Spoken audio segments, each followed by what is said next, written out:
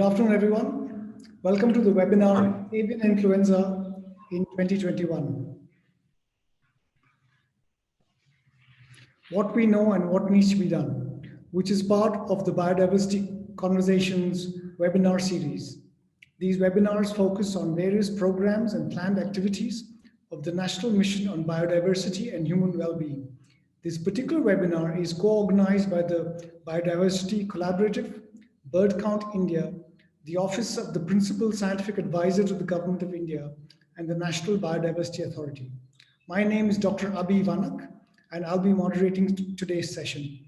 I am a senior fellow at the Ashoka Trust for Research in Ecology and Environment, and I'm also the lead author of the Zoonosis and One Health program of the National Mission on Biodiversity and Human Wellbeing.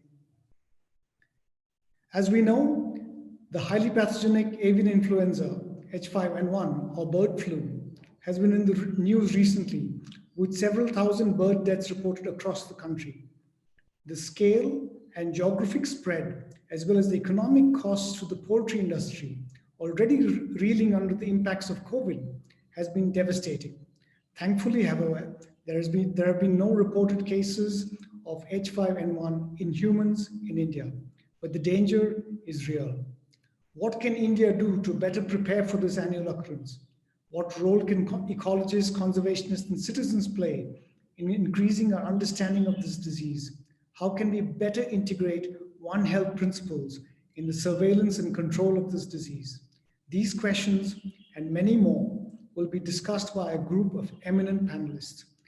We will also discuss the broader questions of the risk of emerging zoonosis in India and what needs to be done to increase our preparedness, especially in the context of the biodiversity and climate crisis that the world is currently facing. Before I begin, I have a few announcements to make. Please open your chat box as details will be sent to you there. We have already received some questions by email and welcome additional questions during this webinar. Please use the Q&A facility to ask questions to the panelists. Questions that are not answered during the webinar due to a shortage of time will be answered via email. And you can also get in touch with us at contact@biodiversitycollaborative.org. This email address will be also posted on the chat box. Questions can even be asked anonymously if that is your preference, but we encourage all of you to include your email ID while sending your questions to enable us to respond to you later in case your question hasn't been dealt with during the webinar. This webinar is also being streamed live on our Facebook page, Biodiversity Collaborative. A recording of this webinar will also be uploaded soon on our YouTube channel, Biodiversity Collaborative. The channel also has recordings of all our previous webinars, which are all very interesting, and we encourage you to go and watch them. We gratefully acknowledge the support we have received from the Office of the Principal Scientific Advisor to the Government of India for conducting these webinars. During this webinar, the chat facility will be disabled. Please do not use the raise your hand function. We request you to use only the Q&A function to send your questions. Please also note, certificates of participation will not be issued for attending this webinar. Okay, let's begin. It gives me great pleasure to introduce the first speaker, Dr. Ravi Chellam. He's the CEO of the MetaString Foundation and is also representing the Biodiversity Collaborative. He's a wildlife biologist and conservation scientist with special interest in Asiatic lions. He's currently the director of the Mission Secretariat of the preparatory phase project of the National Mission on Biodiversity and Human Wellbeing, and he will introduce the National Mission on Biodiversity and Human Wellbeing. Over to you, Ravi. Thanks, Abhi. Let me share my screen.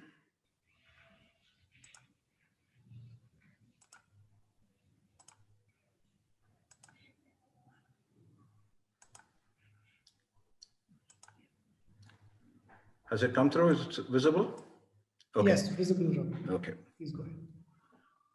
So the National Mission on Biodiversity and Human Wellbeing is one among 9 missions that have been approved by the Prime Minister's Science, Technology, Innovation Advisory Council.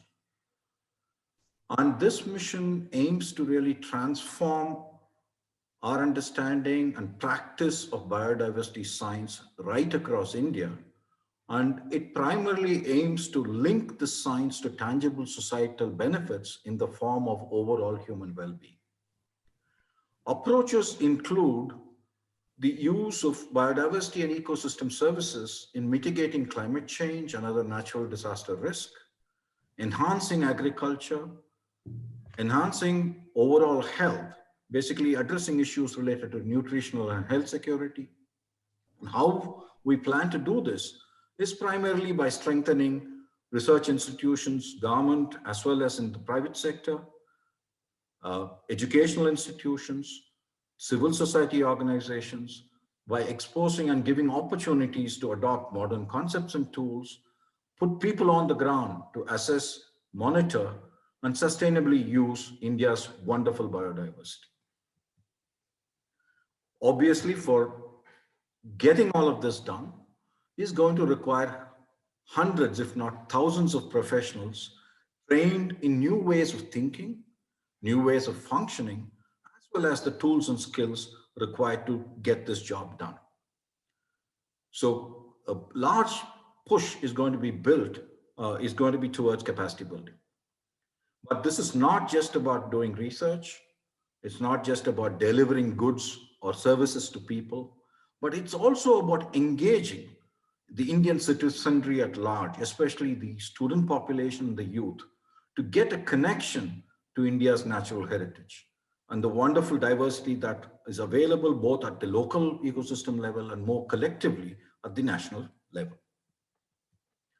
Now, this graphic in some sense presents the organization of the various programs of the central core program of the national mission is called Nisarg Bharat, an acronym, which has 3 sub-projects or sub-programs.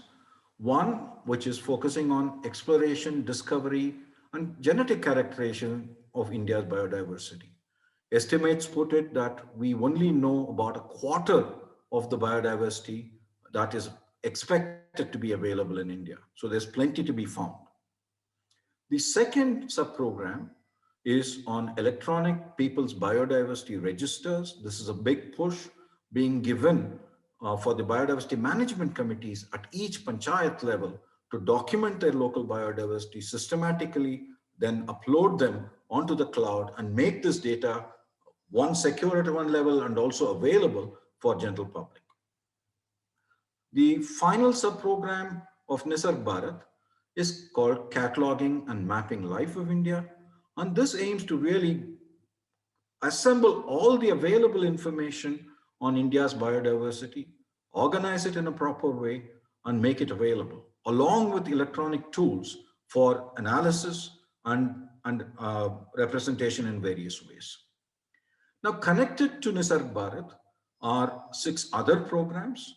And today we are primarily going to be focused on a program of the biodiversity and health program. The One Health and Zoonosis program is part of the biodiversity and health program. And the other 5 programs you can see in the graphic. Like Nisarg Bharat, in some sense, almost every program is interconnected. I mean, for simplicity's sake, you see unidirectional arrows here, but the way it is planned and the way we hope it will be implemented is in a very synergistic and coordinated manner with interdisciplinary thinking and function. Now, let's go into a little bit of detail about what the One Health program proposes to. Primarily, it is trying to roll out a robust One Health framework for the country, which will hopefully enable us to predict, assess risks, and then predict emergence of diseases and find ways as both for early warning and early intervention. There are quite a bit of detail there. Hopefully some of this would be expressed by Abhi and others during today's webinar. But to me, the really big push is for the establishment of at least 25 sentinel surveillance sites right across the country. These are going to become the really robust ways of monitoring on the ground situation. These are the deliverables. These are the key deliverables that the program hopes to give us. Mapping of the disease hotspots, capacity building, as I've already told, is a big thing of the mission overall. A network of 300 plus institutions right across the country. The surveillance sites I've already told you. And hopefully at the end of the first phase of the mission, you will have all of this operating on the ground. The push is really on a mission mode. We have the full support of the Principal Scientific Advisor's office to get this done. It is currently planned in 2 phases of 5 years each. While a limited number of institutions and individuals have been involved till now in planning the mission, the idea, while implementation, is to make it completely inclusive and get in a partnership and consortium arrangement right across all sectors: government, civil society, academia, local communities, and citizens of India. More than 60% of the funds are meant for grants, and that's all I have to say. Thank you, Abhi.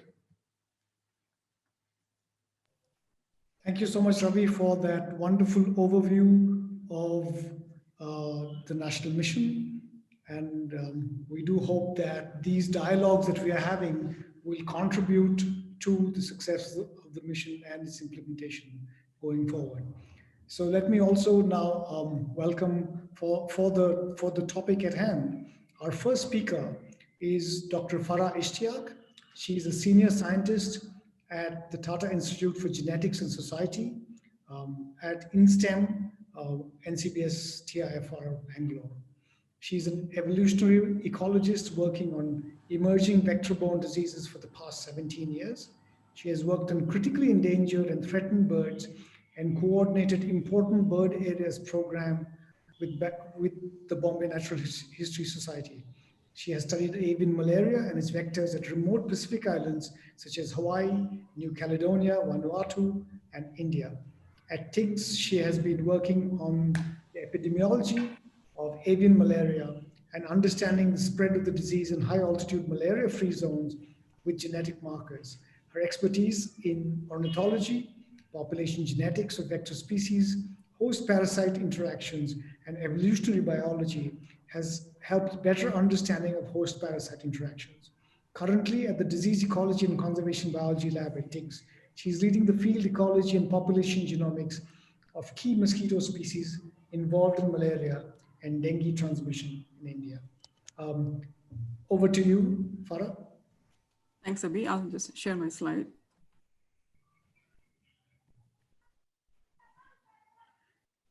Okay, is it visible? Okay, well, thank you everyone, especially Biodiversity Collaborative and Bird Count India for organizing this webinar series. And especially it took us a pandemic to talk about a future pandemic, which may pan out sometime in the future. So my job today is just to give you an overview what actually it entails if you have avian influenza in the country or in the world, and what that means.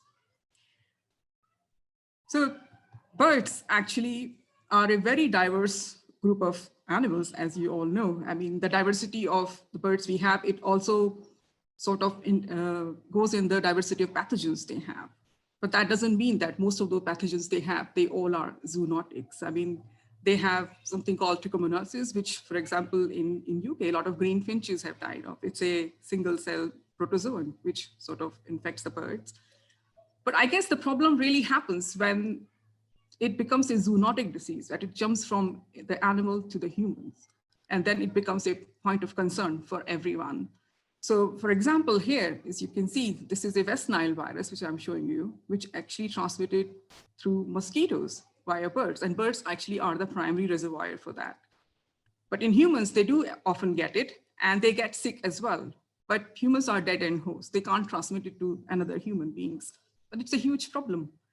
And same for avian fox. It cannot be transmitted to humans. And same for human malaria. I mean, it's only, bird malaria, which only transmit in birds only. And we have a separate human malaria. So there's a diversity of pathogens we have.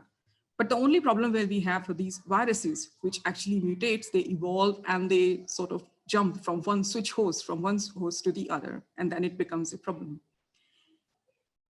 And it's importantly a concern for us from a One Health perspective, because it just not affects the bird or the animal, it also affects the biodiversity or environmental health, and as well as the human health as well, as I'm showing you here.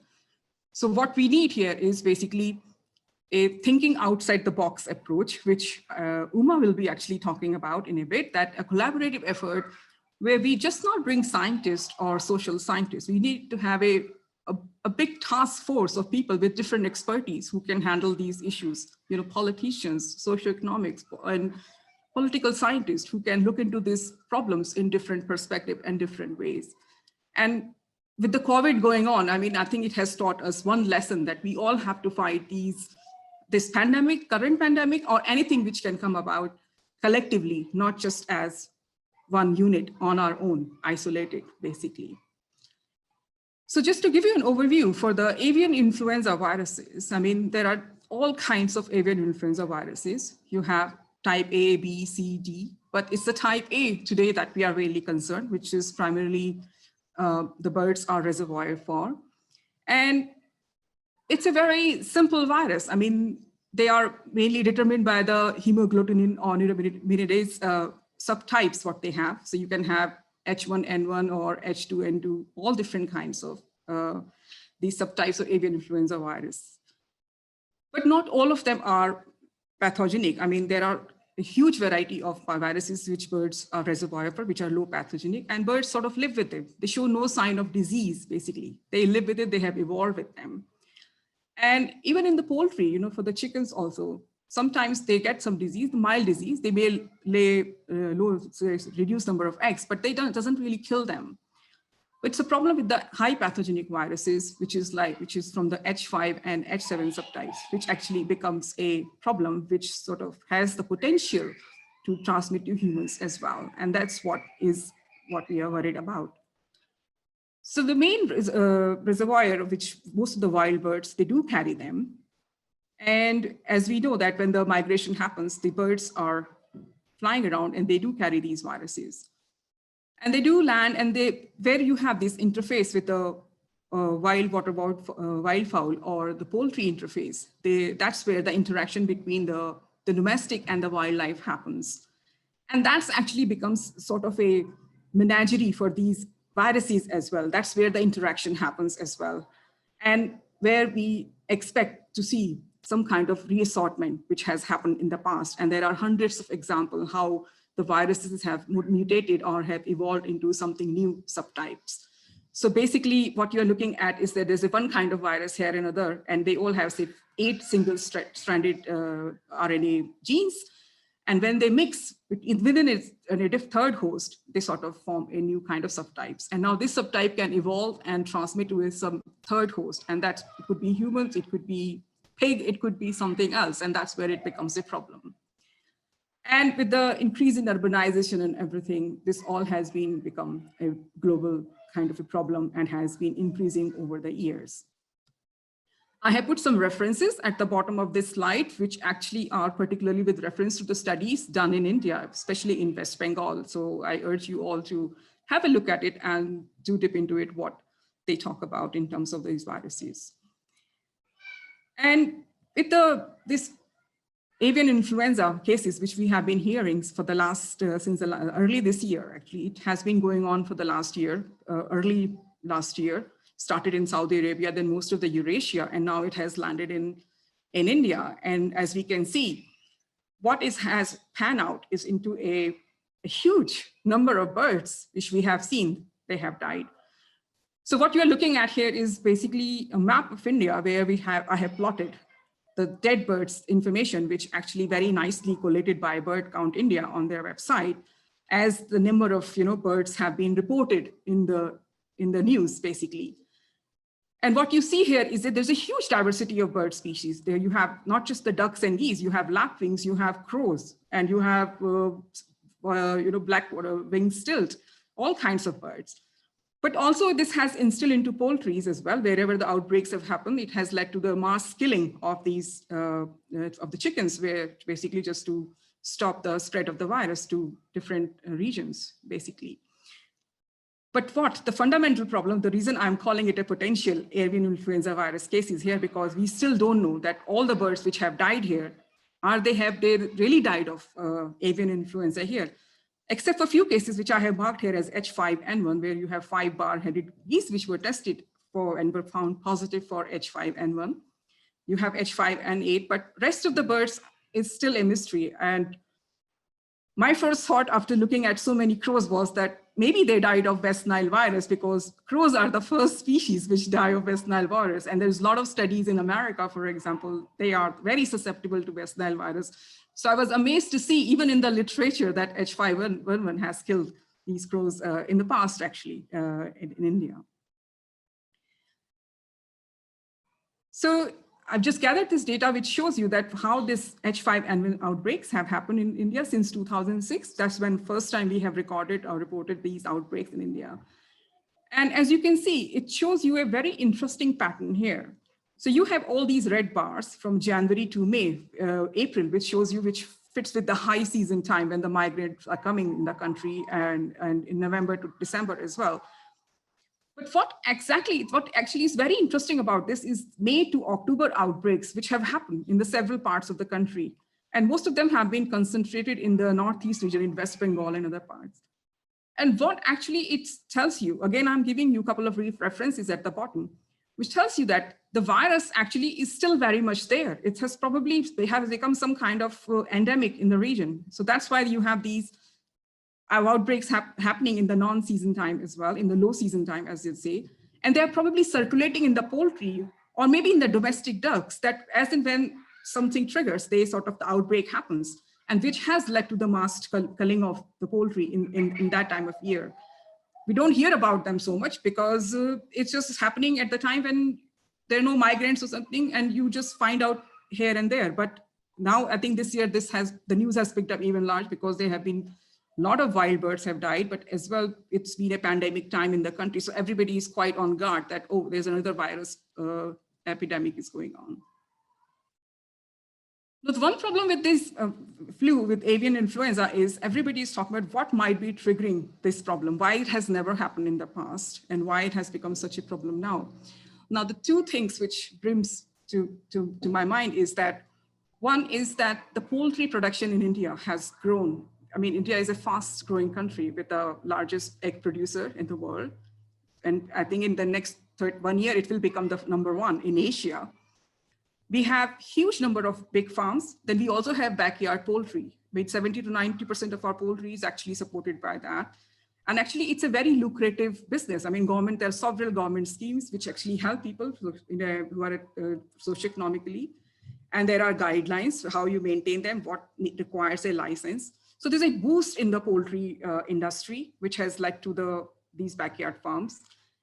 And apart from the poultry, there is also a pressure on the habitat loss in terms of the wetlands as well. So wetlands are a bit like grassland considered in the country. They're not given a prime importance unless it's a Ramsar site. Other wetlands, even if they're supporting a large number of birds or population, they don't enjoy the same status. So there must be some sewage going through them, they are constant under pressure for urbanization. They will be drained to make buildings, which actually forcing the waterfowls to use other habitat and more interaction with the poultry. So you have these outbreaks happening more frequently now. And as I just said, there is a sudden outburst in the number of poultry farms, both in the rural and urban areas.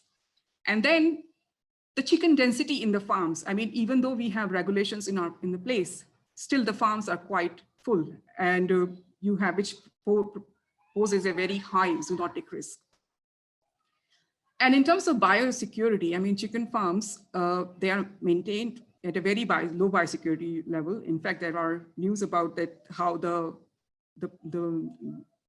garbage or other stuff is dumped, what kind of vaccination takes place, because chickens are not just only prone to avian influenza viruses, they do get other kinds of diseases as well. there's a very minimum lack of surveillance because we still don't know what kind of even low pathogenic viruses are there in our poultry farms.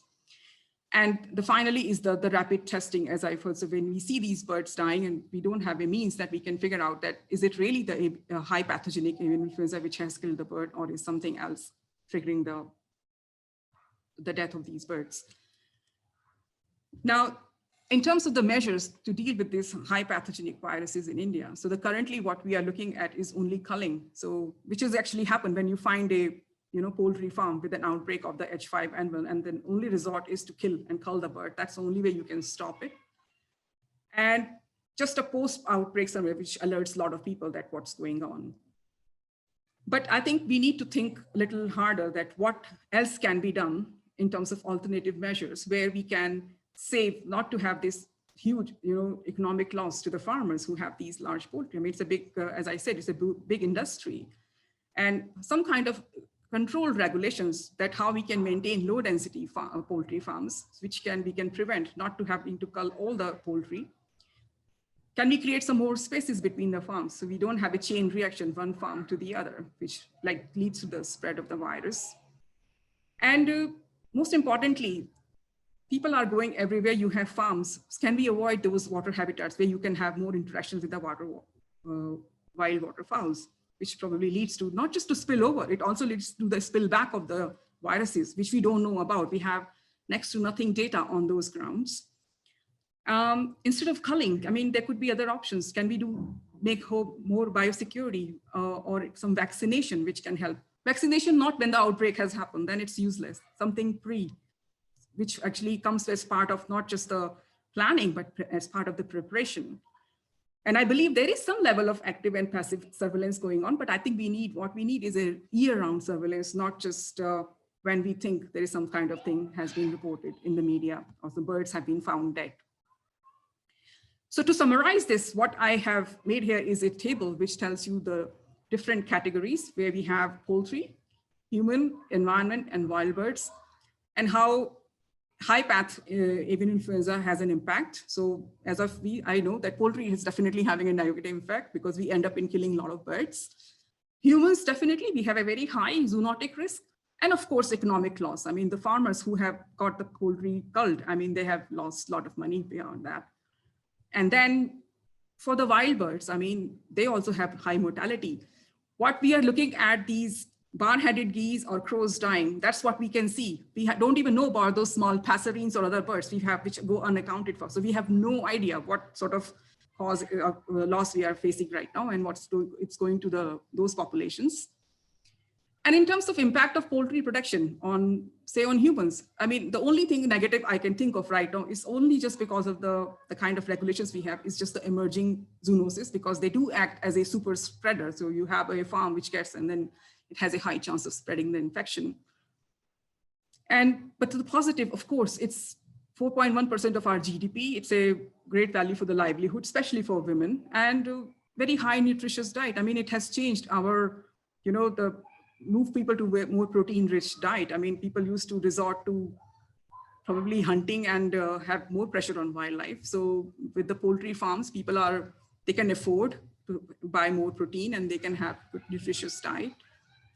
But in terms of the environment, I think with this sudden boost of the poultry farms, we do have a lot of pollution. I mean, there's a national NGT has filed a tribunal for the pollution and for the pest control, that what kind of impact most of the poultry farms have on the ecology of that area, wherever they are, because it changes totally the ecology of that place.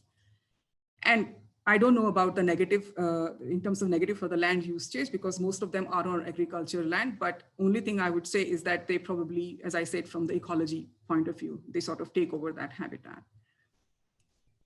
So for the current measures, I would say that apart from culling and surveillance after the post-outbreak, for the poultry, we can think something else, not just the culling part. And for the negative, as I said, for the human is the high zoonotic risk. And for negative for the environment is you see a lot of dead and culled birds around you. So somehow the goal is we can change most of these negatives to positives. So it can help all of us in a One Health framework. I'll leave this to Abhi now, and we can take some questions on this later on. Thanks. Thank you, Farah, for that excellent talk. I'm sure there'll be plenty of questions that people have, and we'll get to them at the end of this webinar. Because migratory waterfowl play such an important role, I would then like to introduce our next speaker, Dr. Tej Munkur. He is the International Waterbird Census Coordinator and Senior Technical Officer at Wetlands International, the Netherlands. He's the counselor for the Asiatic fauna to the Convention on Migratory Species, Scientific Council, and chair of the CMS Flyways Working Group. He has developed the capacity strengthening program. He has developed the capacity strengthening program and the Flyway program in the Asia Pacific, Americas, and Africa Eurasia region through partnerships with governments, NGOs, and corporates. He's the coordinator of the Citizen Science Program, the annual International Waterbird Census, which is operational in 143 countries to collect information on the numbers of waterbirds and wetland sites. So over to you, Tej, to tell us about the importance of migratory birds in the spread of avian influenza.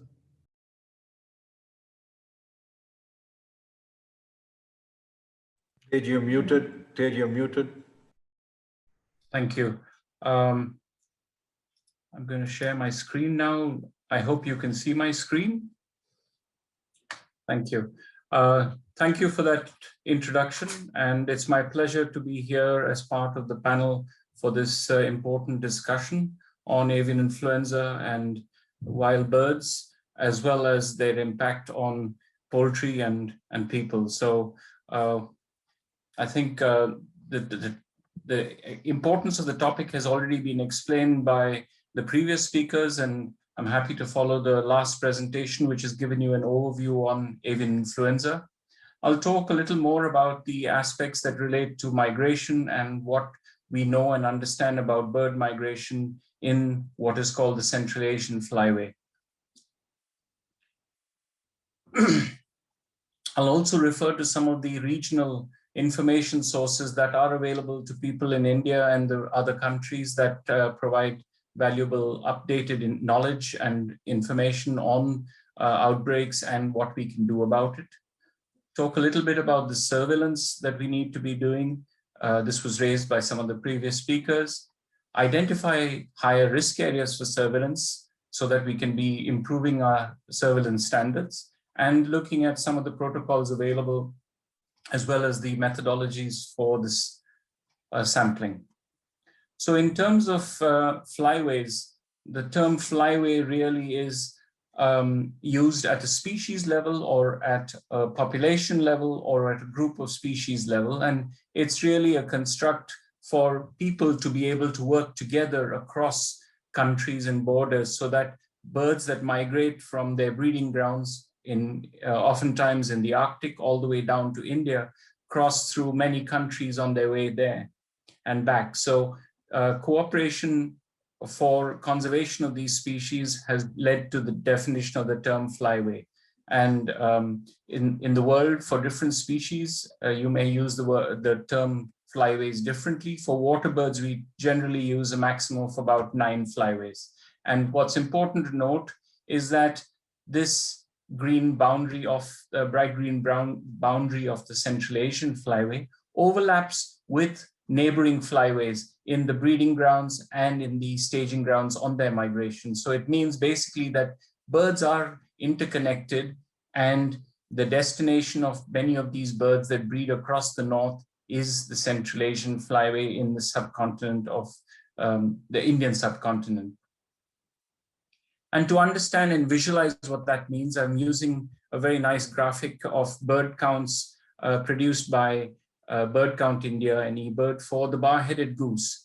And the reason I've selected this species is because it's been one of the species that's been affected quite badly by avian influenza, including from the first outbreaks in Mongolia in 2005, and including in this year in Pongdam, where a number have been reported, as was seen in the last presentation. And through the graph at the bottom, you can see that the birds arrive in the months of October to November and reach a maximum at December. And then through the rest of the year, they start going back through the months of March and April, with lowest numbers in the what we call the breeding period, when the birds are in their breeding grounds in Mongolia, China, southern Russia, Kyrgyzstan, as well as in Ladakh in India. So this gives you an impression of migration for this species. I now move on to another way of understanding migration, and this is a map produced by the BNHS in their bird migration atlas, which shows the movements of birds based on recovery of metal rings that have been used for study of migrations. And this is for the species, the pintail, which breeds up in the Arctic. You can see right across Eurasia. And the birds that migrate to India based on the ring recoveries are really in what we define as the Central Asian flyway. One additional point I'd like to show you here is birds that have been ringed, for example, in Northeast India, have more of an eastward, northeastward migration, whereas birds that have been ringed in Bharatpur, for example, are slightly more in Central Asia. So as the birds are using different routes, collectively we call this the Central Asian flyway. And these give you the ring location and where the bird has either been caught or been killed. Recently, satellite telemetry has been used very effectively to study migration of birds, and these are small transmitters put on the back of the bird, which use solar panels and give signals. So for example, IUCN Bangladesh has undertaken an interesting study of several species, and you can follow the movement of this bird to its breeding grounds and then back again on a very detailed level, so that the routes of the birds, the time it stops there, helps to understand their migration. And this kind of work has been done by several organizations for several species, but we still don't know a lot about most species. So that's important, that the knowledge is growing, but we still have many gaps in our knowledge on the migration of birds in the Central Asian flyway. I now move to the issue of avian influenza and what we understand from the regional sources. So from Dr. Farah's presentation, she showed you a map produced by the FAO, the Empress website. Besides the FAO, there's also the OIE, which regularly produce information on outbreaks reported by government agencies to them. And here I'm comparing a 15-day window between late December and mid-January to February. And you can see the numbers of areas affected in italics are the latest ones. And in each case, you can see there's been a change. So all you need to understand from this is that there are a range of different types of viruses seen both in poultry as well as in non-poultry, which means wild birds. And the numbers of outbreaks are changing over time, as well as the locations where they are being reported to the OIE has changed over time. And this shows you that this is a very dynamic issue. And if we want to study an issue like avian influenza, it has to be an ongoing study between years, during a year and during a season. And only when you look at it at a regional or a global scale, you get a real understanding of the spread of these viruses. And this is put into a graphic here that shows you for wild birds on the left and poultry on the right, what are the locations that are being reported to the OIE. And the Ministry of Agriculture is the main focal point for the OIE, and they provide the reports to the OIE. Now, besides the OIE and FAO, in 2006, we realized that with wild birds being killed in large numbers, there was a need to look at this issue, not just from a poultry aspect or from a human aspect or a wild bird aspect, but bringing it all together in what is now commonly called the One Health approach. And various international organizations, including Wetlands International, came together to set up what's called the Scientific Task Force on Avian Influenza and Migratory Birds. And on a regular basis, they brought together information looking at literature in order to give a balanced view of what is going on. And these messages have been provided, and this one is a draft which will be uploaded this weekend on the CMS and FAO websites.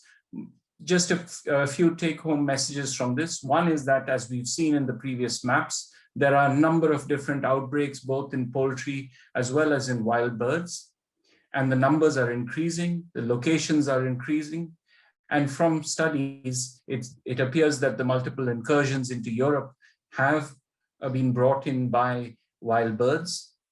There has been a large mortality of different species of wild birds this year, water birds, a range of species, as well as raptors. And the raptors, or birds of prey, often die because they are eating infected birds. Many of these die-outs have been seen in wetlands of international importance, both in Europe as well as in Africa, as well as in Asia. As we know, even in India, Pong Dam is a Ramsar site where there have been a number of deaths reported in wild birds. So basically, another message here is that we need to maintain intensified surveillance as well as biosecurity to reduce the risks, as was mentioned by the previous speaker. And importantly, in order to ensure that birds are not targeted, wild birds are not targeted, the governments need to meet their international obligations to ensure that the responses do not focus on lethal responses to wild birds, or that the actions are not causing any detriment to the wetlands where the wild birds are coming, including not using disinfectants which have been tested in some places and have been shown to be quite useless in dealing with the spread of the virus, as well as destroying the birds and the environment. So that's important to note. And finally, in dealing with the managers who are dealing with the wetlands, it's important that they need to take actions to minimize risks to the wetlands, as from poultry farms and from people. And there are a number of management options available for them, and I'll talk a little bit about that. And as well, there is a need to have ongoing surveillance and data collection to improve our understanding on the epidemiology of the virus. So this is important to note. India and all the countries or in the region largely are a party to the Ramsar Convention on Wetlands, as well as the Convention on Migratory Species. And both these conventions have produced resolutions and guidance documents which are very relevant to this discussion and are openly available on their website. So I invite you all to look at that. In dealing with surveillance and taking action, we need to recognize, as we saw earlier, that birds have the virus. They are the reservoir. But the story is not simple, because domestic birds in an infected area are interacting with wild birds, and some of these birds may be sedentary or resident, other birds may be migratory. The environment can be infected. So you have this whole interaction happening in an area where there is an infection. And once you have infected migratory birds or domestic birds, then the virus can move to another area. And this could be through migratory birds, as we see here. And then through that, they can move to poultry or the environment, or to sedentary or resident birds. And they may be picked up by predatory birds or raptors, as well as the poultry, which don't fly themselves, but can be carried by people in trade of pet birds, as well as in equipment. And this has been responsible for movement of viruses in many cases. So this is another important mechanism for transference of virus between states, between countries, and between continents. So this helps to prioritize how we deal with this surveillance activities that we need to have. And besides that, domestic animals like cats can be in farms and go out to wetlands, kill a wild bird, and come back with a disease. So there are many different peculiarities for how to deal with this virus, and understanding what is the situation in that particular area is extremely important. I'm going back to a study that was actually done by the Ministry of Agriculture of India with UNICEF and Wetlands International way back in 2007, when we were first confronted with the issue with wild birds dying. How do we deal with prioritizing areas for surveillance? And we looked at that time at what was the density of poultry in different states, what was the distribution of wetlands, and how could that information provide some basic information to help prioritize wetland conservation, surveillance of poultry, wild birds, and conservation of wetlands at the same time. So this is something that we did a long time ago, but it's still a very relevant thing. And what we realized is in a country like India and neighboring countries, you can see there are a large number of wetlands. Each of these spots are wetlands that are being covered by the Asian Waterbird Census. For example, this is a citizen science program coordinated in India by the Bombay Natural History Society and Wetlands International. And a huge number of wetlands, over 3,000 wetlands, small and large, have been counted over the last 30 years, but between 200 and 500 wetlands on an annual basis. And this allows people to go out and look at wetlands, and they can provide the eyes and the ears to know what happens in these wetlands. Are there dead birds? Are there dying birds? And they can act to alert people, the authorities, on what needs to be done in taking action to prevent outbreaks. Now, in order to study this, various institutions have produced information material. The Bombay Natural History Society recently published this new manual, training manual, and one chapter deals with animal disease, and these are the sections of the chapters of the chapter, which talks about what are the causes of disease and deaths in birds, because it's not just avian influenza, it's a range of diseases. What needs to be done? What are the safety precautions you need to take when you're doing this work so that you are not risking yourself?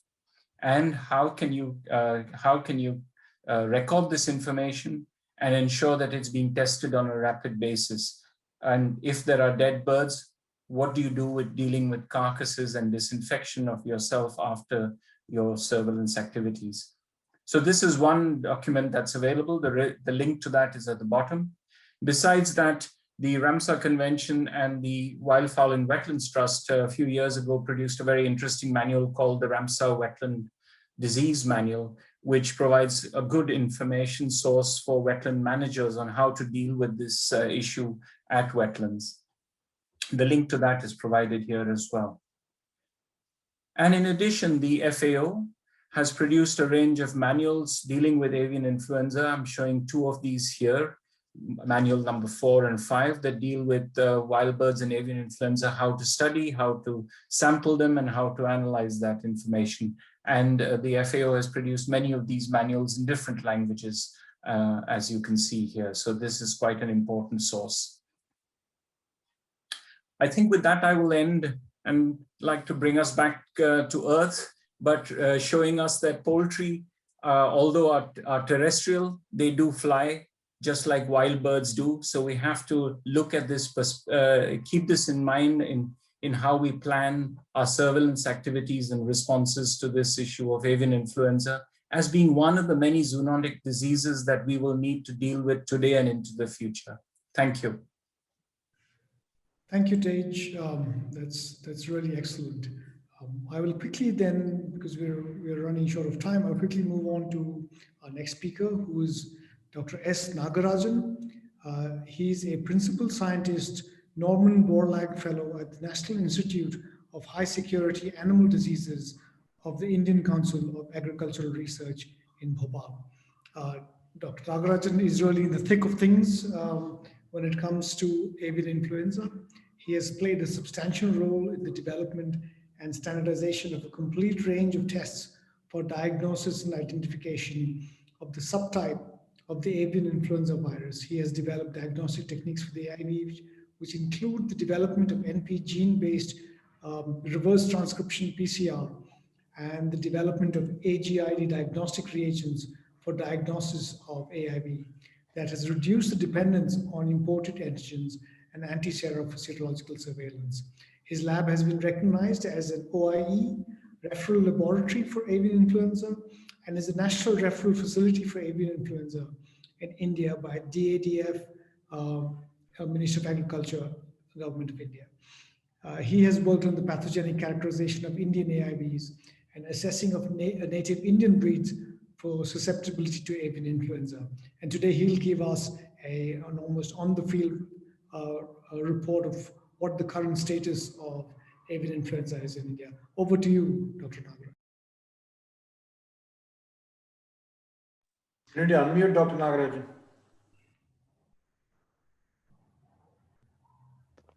Yeah, thanks, Dr. Ravi. I'll just share my presentation. Sorry. Not showing.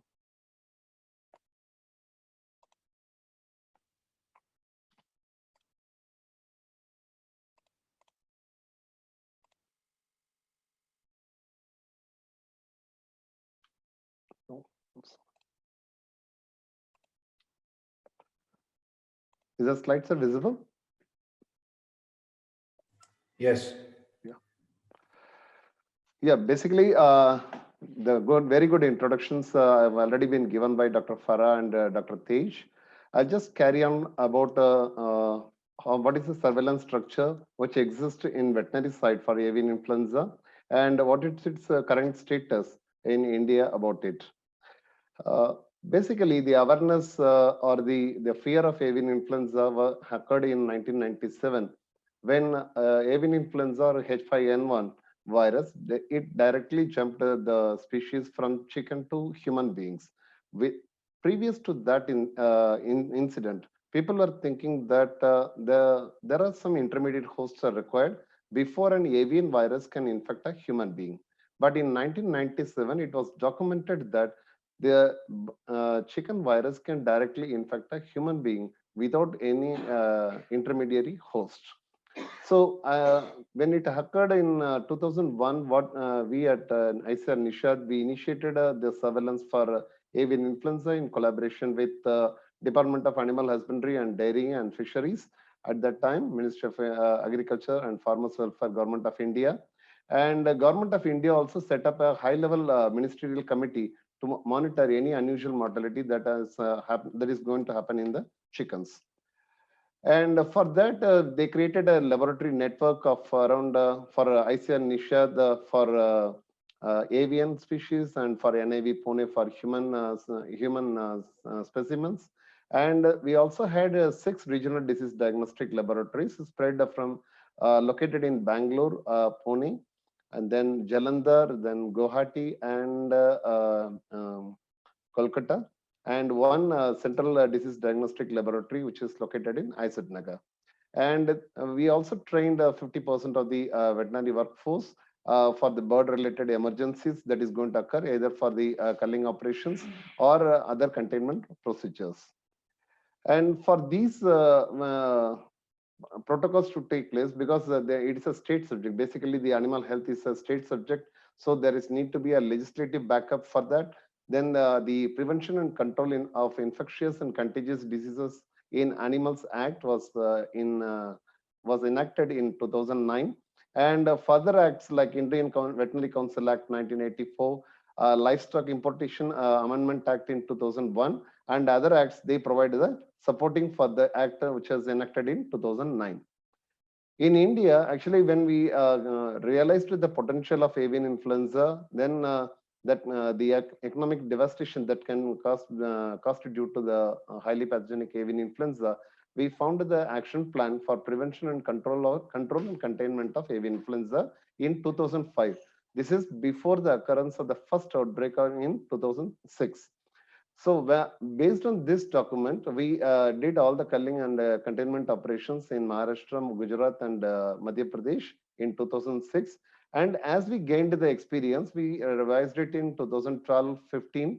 And in 2016, when there is an outbreak of avian influenza occurred in zoological parks, so there was a guidelines for the zoological parks, because until that time, there was not a large-scale mortality even throughout the world also in any zoological parks due to avian influenza. But in 2016, because at that time the H5N8 outbreak occurred in many zoological parks, and we issued the guidelines for dealing with this outbreak in 2016. And now incorporating this, the latest revision is in 2021, and it is available in the Government of India website. So according to this action plan, we have to conduct, the states are mandated to conduct both active and passive surveillance. And there is an annexure 3 which gives the details about the samples to be collected, the number of blocks, the number of villages, and number of birds to be collected, and what are the species to be collected, and how much of the samples to be taken. Everything is given in annexure 3. And in that, a total of 691 out of 728 districts will be covered. This is basically an active surveillance, and any unusual mortality which is going to happen, that is when there is a mortality of more than 5% of the bird population in a commercial poultry in 48 hours, then it is termed as unusual mortality. So any unusual mortality should be reported by the poultry owner as per the Act of 2009 to the veterinary authorities. And the surveillance procedure, if there is suppose for example an export unit is wants to establish an AI free establishment, for that also guidelines have been issued. The surveillance program objectives is basically for early detection of clinical disease and infection, and to assess the temporal and spatial patterns of the disease, so that we can improve the control measures, and we can actually even revise the action plan according to the experiences what we gain out of this, and to demonstrate the freedom from the disease. So there are 3 types of surveillance which are proposed. One is clinical surveillance, which is actually the passive surveillance that aims to detect the detection of clinical signs of avian influenza at the flock level. The second one is the virological surveillance, and the third one is a serological surveillance. Both are planned as a part of the active surveillance, which I was talking about earlier, on a collection of samples from birds, the cloacal and oropharyngeal swabs, and also from wild bird, it is basically the fecals and samples. And it also involves the environmental collection of environmental samples also. Serological surveillance, basically, as we know, it is about the collection of testing of the serological samples, but this is not preferred for the live bird markets because the lack of traceability in those markets. And in all the data will be compiled by the state veterinary epidemiology centers, and they will be submitting the reports to the laboratories and the department. As per the action plan, the surveillance of the wild birds and domestic poultry in the buffer zones are actually mandated based on the dead bird surveillance, where in all the wildlife sanctuaries where there is a large scale die-off, the dead bird surveillance is a very easy way to do it. Otherwise, the collection of the fecal samples of the wild birds without disturbing them will be the next preferred method for the active surveillance.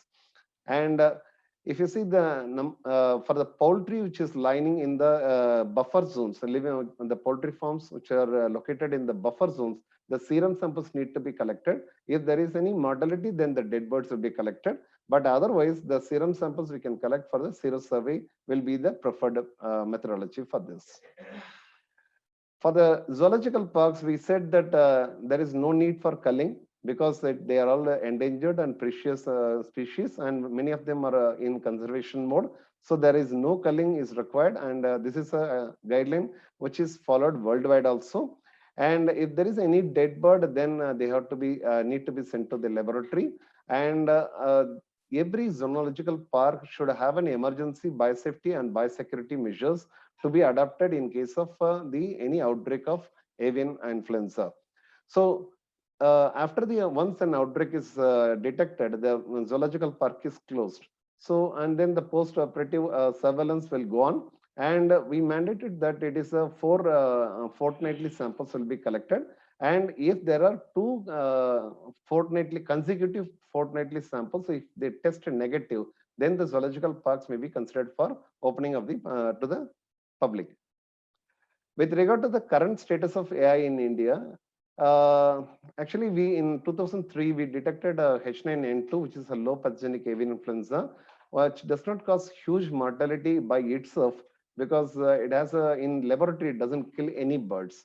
But in Barwala region in Punjab and Haryana in 2003, we got a lot of mortality which was going on. Around 10% of the birds were dying in many commercial poultry farms. And when we did that, we found out the H9, we isolated the H9N2, and we found that the mortality is maybe due to the concurrent infections of E. coli and other agents, or Salmonella or aflatoxicosis, which are associated with that. And in 2006, we detected the H5N1 highly pathogenic avian influenza virus in Maharashtra. And subsequently, we detected in the adjacent districts of Surat in Gujarat and Burhanpur in Madhya Pradesh.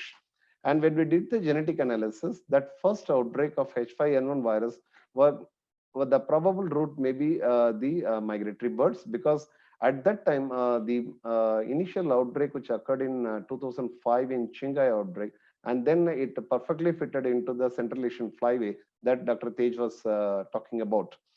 And subsequent outbreaks of this H5N1 viruses, we found that there may be an endemicity, or we can say the cross-border trade might be more involved, especially in eastern India, where we found in West Bengal or the Assam. We found that the cross-border poultry trade or the cultural practice of exchanging the birds during any kind of festival may have contributed for introduction of the new viruses into India. Right now, we have around, for the H5N1 virus, we have around 170 outbreaks. And for H5N8, it is around 33, and which is spreading to, you can see the states which are involved from 2006 to 2020. And every year, it is not the same state which is getting affected. This is one probable reason. It could be the lacunae in surveillance. The second option might be it may be persisting in the environment, and maybe because of the contact with the susceptible poultry population, it is flaring up. This is the another way. And the currently ongoing outbreak, as pointed out by Dr. Sara, it is covered around 14 states, and it is both H5N1 and H5N8. And the one interesting thing we found in case of India is a large-scale crow die-off, which occurred, which started in 2011 in the state of Jharkhand. But before that, for the first time, a jungle crow we found in Assam was positive for H5N1. That was the first report of a jungle crow getting infected about a H5N1 virus in the world, actually. In 2011, after the large-scale die-off in Jharkhand, we subsequently received reports of a huge die-off in Bihar, then UP, Maharashtra, and these states are, and Odisha also. And these states are separated by a large geographical area, and which are not actually, crows don't migrate that much, the distance, they don't migrate large. They're not known to migrate a large distance. So it is around, they migrate at a maximum of around 50 kilometers max. But how this simultaneous spread, the crow die-offs are linked, and the viruses are also almost, they are very much close to each other, is still a mystery. It may indicate some kind of a transport or whatever it is, I don't know. But still, it's a mystery that large-scale die-offs do happen in India, even now also in 2021, 20 and 21. The first outbreak was actually detected in large-scale crow die-off in Jalawar district of Rajasthan. So we don't know whether the crow is an indicator species which says that there is a prevalence in the poultry, or there is any death of the migratory birds which are occurring in the nearby wetlands which they feed off, and then they get the positivity. We don't know. Coming to the genetic analysis, if you say the H9N2 virus, which is a low pathogenic one, this has not changed much in that sense that it has still remained as the G1 lineage, what we call it as the G1 lineage, and from 2003 to till now. And but whereas the H5N1 virus, we have found out that there are 3. And interestingly, each clade is circulating for a definitive time and then it disappears. We still, it's a mystery why this is happening, and this has happened worldwide also. For example, the clade 2.2, which occurred in 2006, it lasted up to 2010, and then after that it is not found it till now.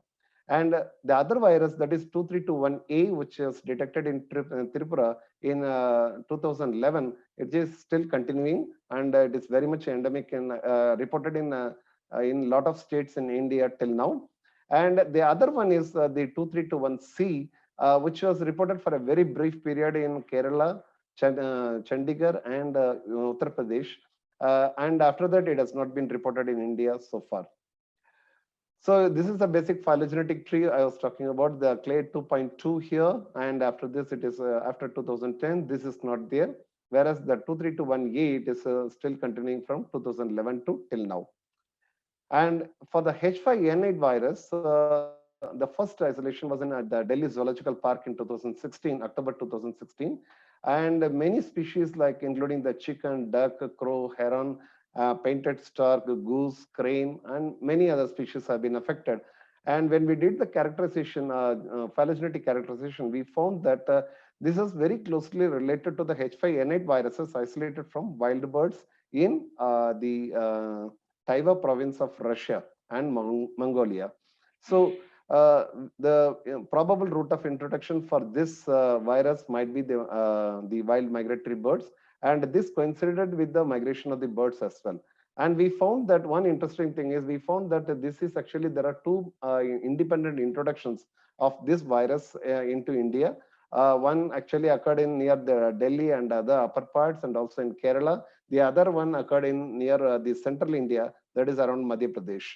But they have a different gene constellations, proving that they are independent introductions.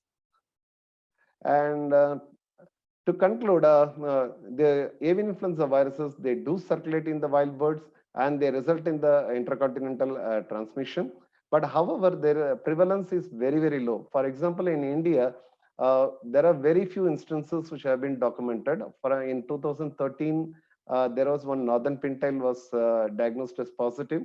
After that, some water codes in Assam, they were diagnosed. And of late, the bar-headed goose, which was in Himachal Pradesh, was found positive.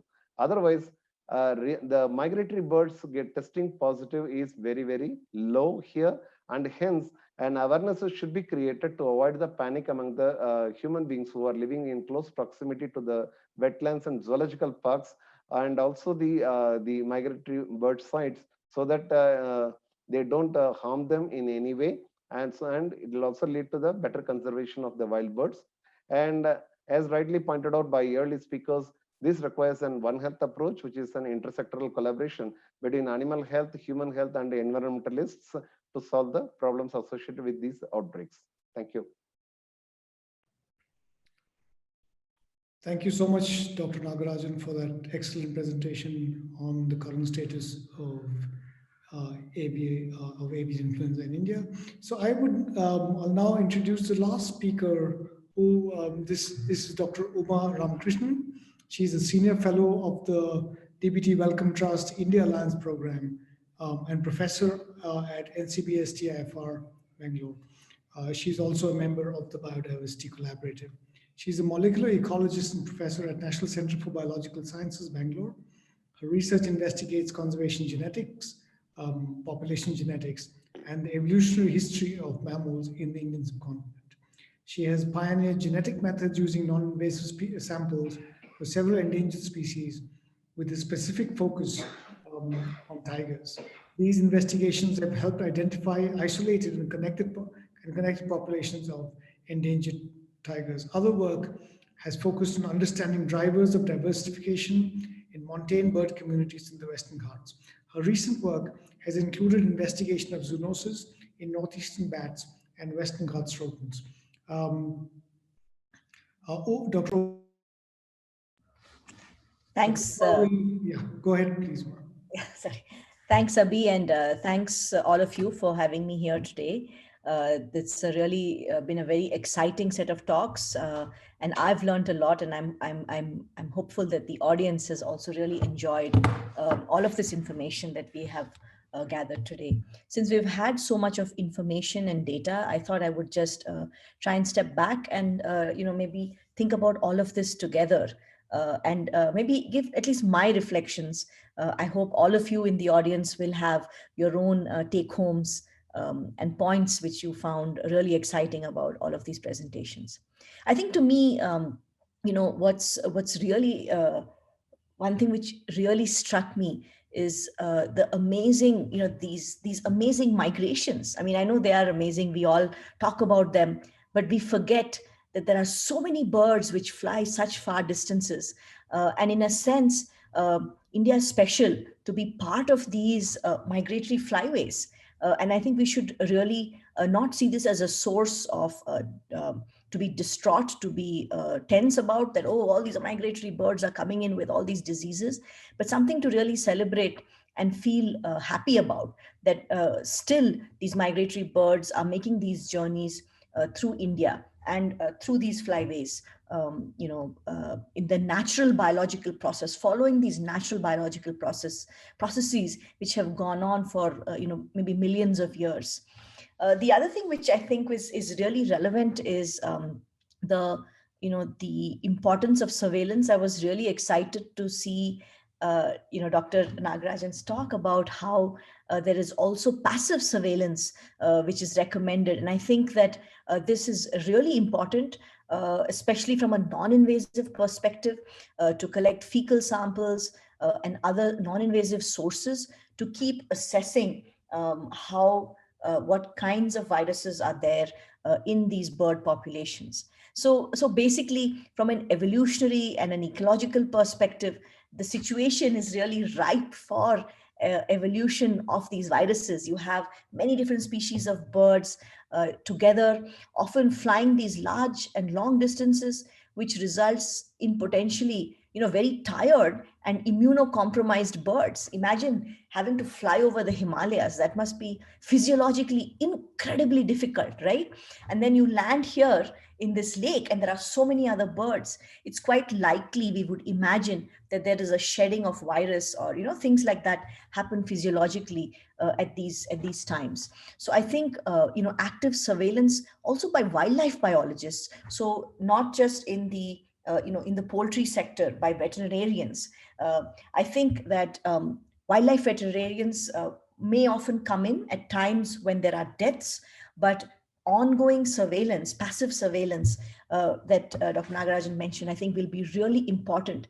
I think what really would be fantastic is if we can increase the numbers, have a lot more samples screened, and a lot of these data now with next generation sequencing, novel approaches to actually sequence whole viral genomes. We can do this today. We've learned a lot of this in the COVID pandemic, even, like we've been talking about these new strains of COVID, the UK strain, the South Africa strain, and India today is actively sequencing these COVID strains to do genomic surveillance of these new variants which are coming up. So these kinds of approaches are going to be critically important when dealing with we know a situation which is going to kind of lead to spillover, maybe every year or often enough. So we have a situation here where there's a high probability of spillover. Many birds, potentially tired, immunocompromised, mixed sets of species, right? And high densities of poultry and lots of people. So this is India, right? This is India, high biodiversity, lots of people, as well as lots of livestock. And that's not going to change. So what we can do is to really participate actively in understanding both the basic science, how are these viruses changing, what is the kind of base variation of viruses which exist and how are they changing, and also at the same time actively participate in surveillance when there is a spillover. I think it's wonderful that there are so many efforts ongoing, but this will need a change in magnitude. I feel, I might be wrong, so please, I'm definitely an outsider, coming at this as a basic scientist.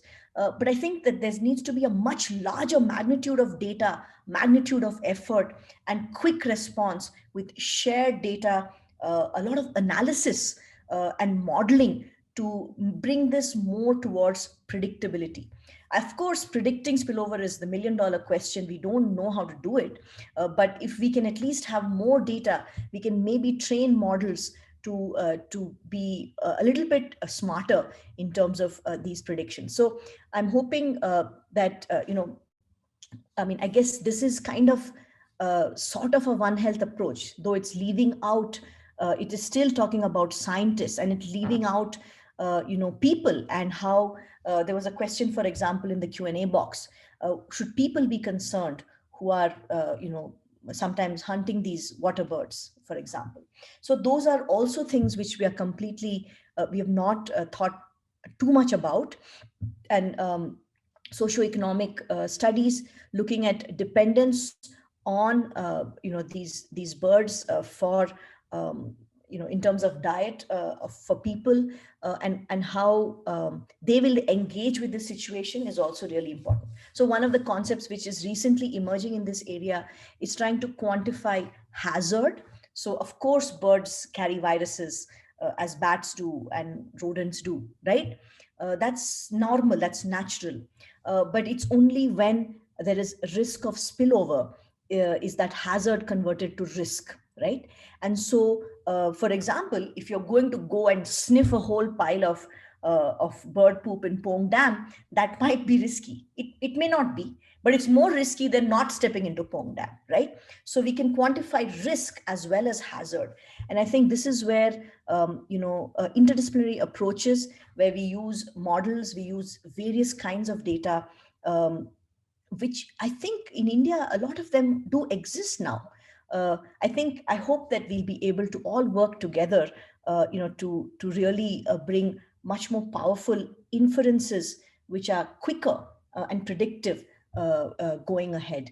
And I hope that, the biodiversity mission will allow for more public participation in these things.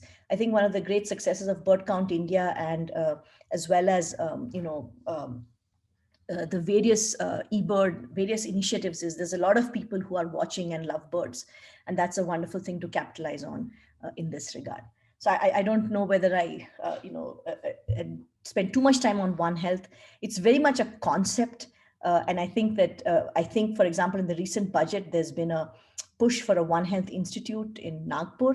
And hopefully the times of One Health are coming, integrating this into our mindset. Interdisciplinarity, collaboration, open data, I think is something which I hope will be a way of the future. So thanks, and look forward to the questions as well. Thank you so much, Dr. Uma Ramakrishnan, for helping us put that all together. So, while I was, we'll have a very short session now where I'm just going to invite some discussion on what we've heard. And to me, the question that seems to be at the forefront really is, how come India has not seen any reported cases of avian influenza in humans? I mean, we've talked about this saturated interface between humans and livestock and wild birds, and we know that we're not, when it comes to, as Farah was mentioning, when it comes to biosecurity, we're not really up there in the top countries, the way we handle birds, the way we handle meat. There's a lot still required in terms of our hygiene and processing levels. So is there any speculation amongst and this is open to any of the panelists, is there any speculation to why we've not yet seen, or is it just a matter of surveillance and there might have been spillovers and we've not detected it? Can I go? Yes, please go ahead. I suspect there must have been cases. It's just that they have not been reported, or they just remained undetected for some reason. Because for me, it's inconceivable that we have had so many outbreaks and people have been handling poultry, or they have been in contact with the birds, and there has not been any spillover, or no case has happened. I think that's where the surveillance and active system comes. So yeah, for COVID, for example, we were all on go on the spot, right? Everything started going and testing started because it was a global pandemic. But for H5N1, it's happening, it's sporadically, in one place to the other. So we have a plan, but we are not prepared right now to deal with it. Okay, thank you. Anyone else? Dr. Nagarajan, maybe you might have something to add here. Please unmute yourself.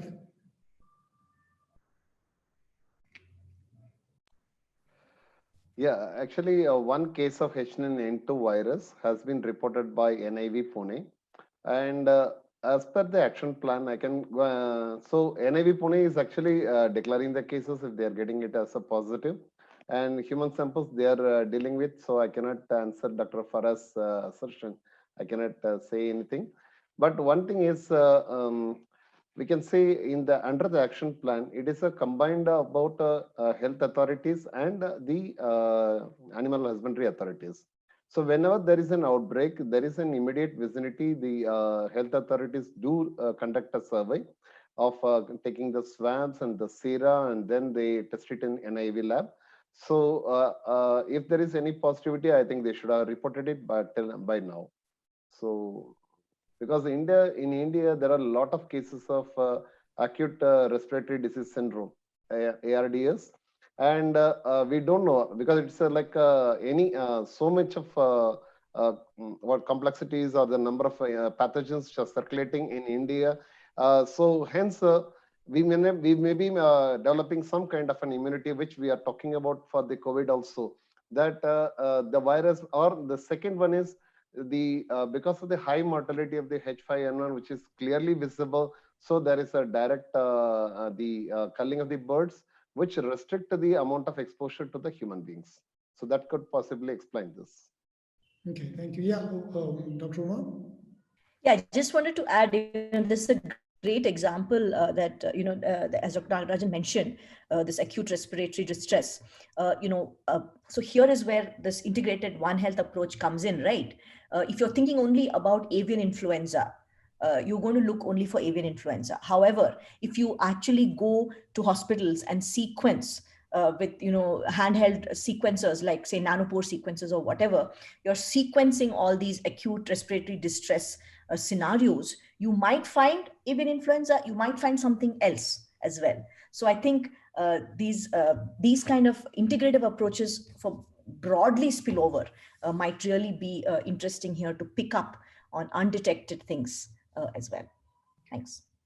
Thank you. I'm going to quickly bring in one or two questions from our attendees. So we have one question, and there's a couple of related questions. An important question was about the susceptibility or the vulnerability of human communities that are dependent on wetlands for their livelihoods. I mean, they might be fisher folk, there might be people, or it could even be illegal hunting of waterfowl, but more generally, fisher folk could potentially be at risk of contracting some of these diseases. And a related question was, how can common people participate in the reporting of dead birds? If yes, where, how to send samples?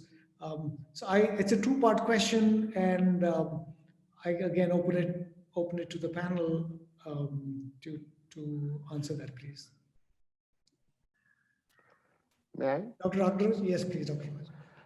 With regard to your first query, I have not come across any report of fishermen getting infected, but there are reports of hunters getting infected with avian influenza viruses, and also the poultry workers testing seropositive. I have not, still now, I have not seen any reports which say that the hunters have died of highly pathogenic avian influenza, or they are the occupational hazards, definitely.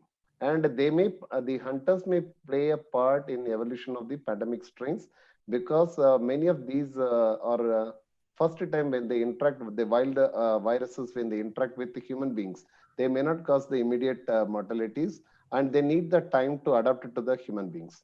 And second, basically, the highly pathogenic avian influenza viruses, whatever till now it has been found, they are not easily spreadable from, easily transmittable from one human being to another human being, because of their receptor limitations of avian and human viruses. That's a second. Yes, they do pose a threat to the poultry workers, but most of them, they actually test seropositive rather than an outbreak among the poultry workers have not been reported so far throughout the world. Okay, thank you. Any other, the second part of the question about how, again, I think NISAD is one of the reference laboratories. So, Yes. and I do believe that the website of NISAD has details on how people can report. Yes. But I Actually, think in that regard, yeah. personal protective equipment is very important. Maybe again, Dr. Nagarajan can, or Tej, you would like to also comment on this? Actually, when people want to send the samples, they cannot directly send the samples to NISHAD because that is basically with the provision we kept it. Because many times what happens is somebody getting the birds from some area and then there is a dispute between the state government and the farmers. It will become very difficult to ascertain the origin of the birds. So that is one basic problem. Hence, we have said that only an authorized government agency can send the samples to us. That is the first part.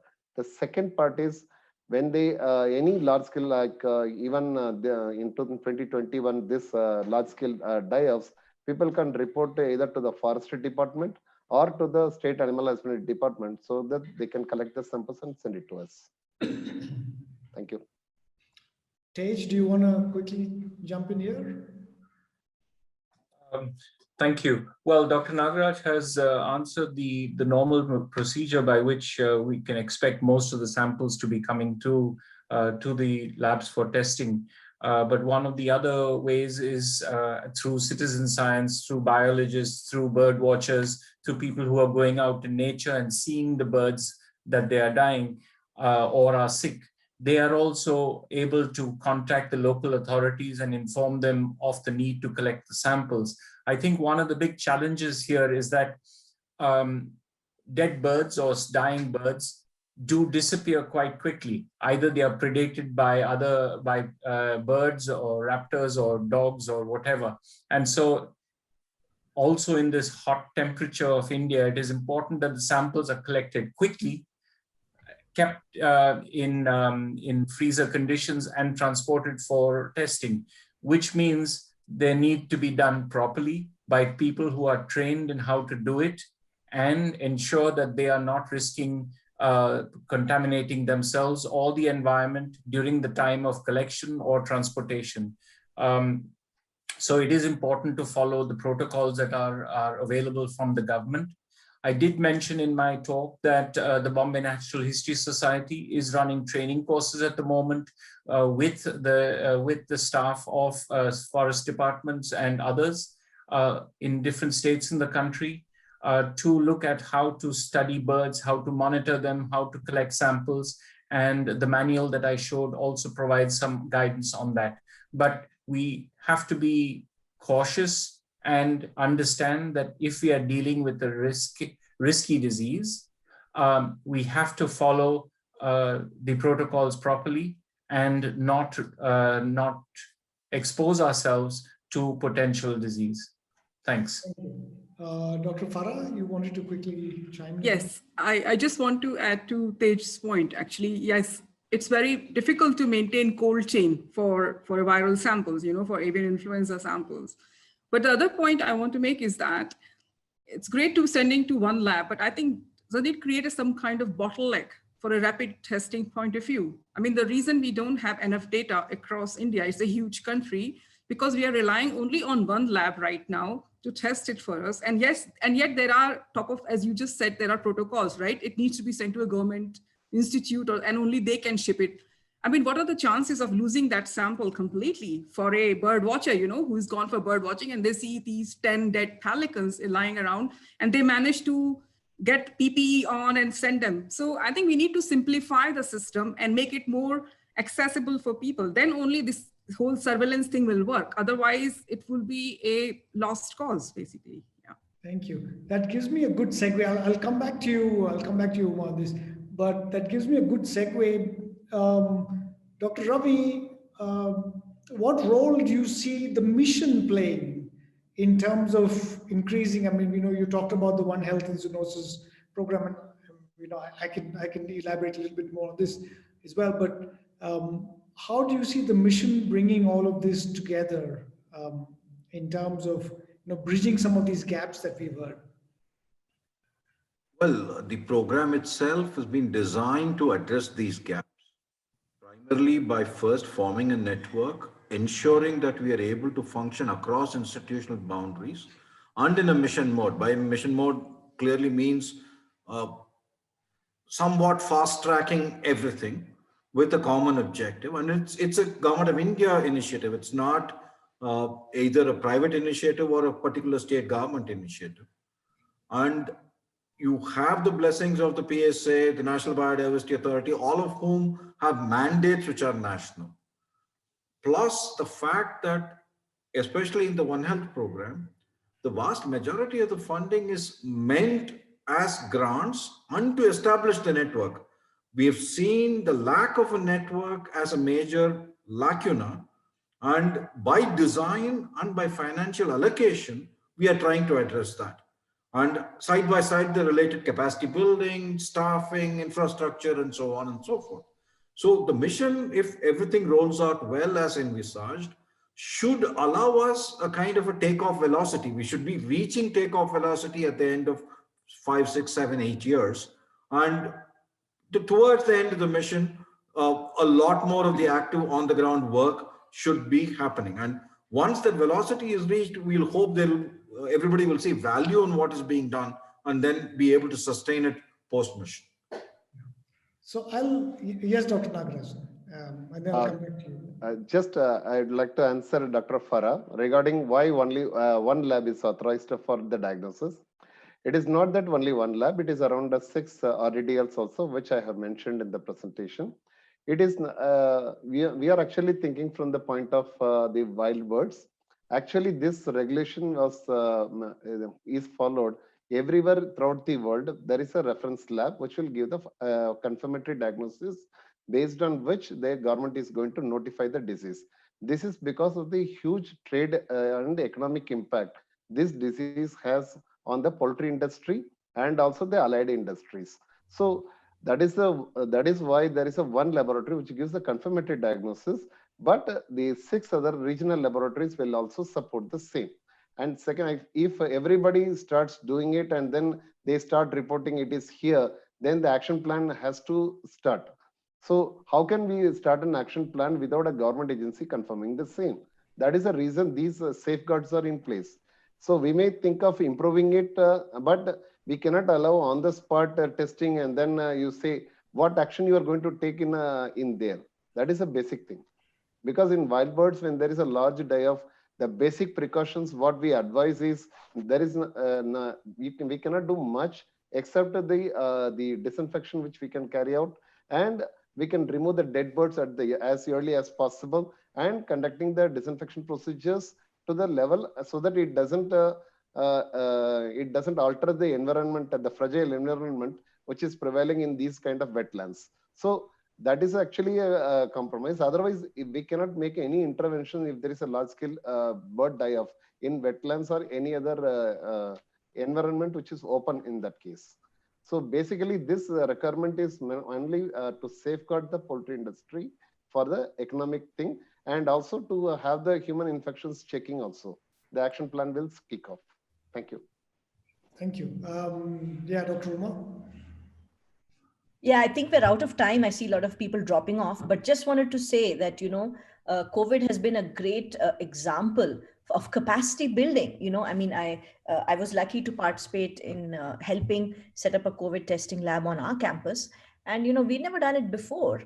So I think that it's something which we can, but there are now so many labs across the country that are familiar with biosafety. Any person on the street knows what PPE is today. Okay, they probably didn't a year ago. So I think that we should really use this momentum and not like throw it away, but really to think about this passive environmental surveillance as well. I think if we can, of course, there has to be these confirmatory government labs. I agree with what Nagarajan is saying, but maybe there can be a lot more active participation. And of course, based on, rigorous, assessment of a lab's capability and so on, but I think it will be really nice to use this momentum which COVID has created in terms of capacity building in biosafety and testing to kind of extend it to other zoonoses. Thank you. Thank you. I think we'll take one last question. There are so many questions now, and these are all really interesting questions. We'll take one slightly technical one. Do you think, this is from Bindu Raghavan, do you think the strain variations of H5N1 could be related to development of immunity to the same and the virus mutating to overcome that?